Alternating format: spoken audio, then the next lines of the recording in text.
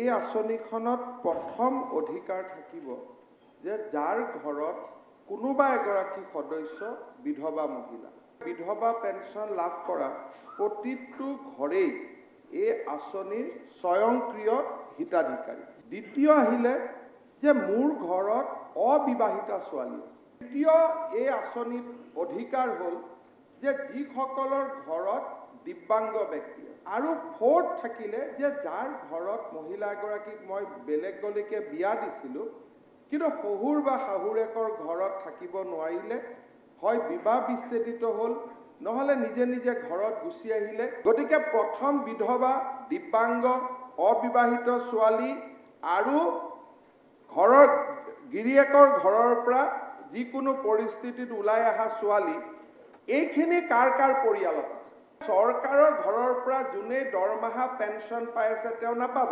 চাকৰি পেঞ্চনটো যোগ হ'ব, কিন্তু কুশল কোঁৱৰ বা ইন্দিৰা মিৰি পেঞ্চন পোৱা সকলে পাব। দ্বিতীয়তে মোৰ 15 বিঘা মাটি আছে, মই নাপাওঁ।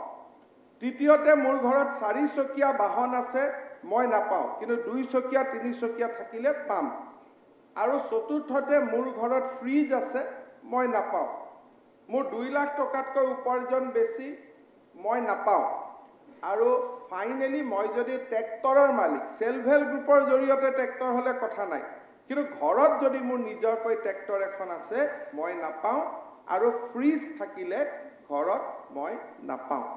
গতিকে ইনক্লুশন আৰু এক্সক্লুশন ক্ৰাইটেৰিয়াখিনি চালে আমি হিতাধিকাৰী নিৰ্বাচন কৰোঁতে অকণমানো গাঁৱত খেলি মেলি হোৱাৰ সম্ভাৱনা নাই।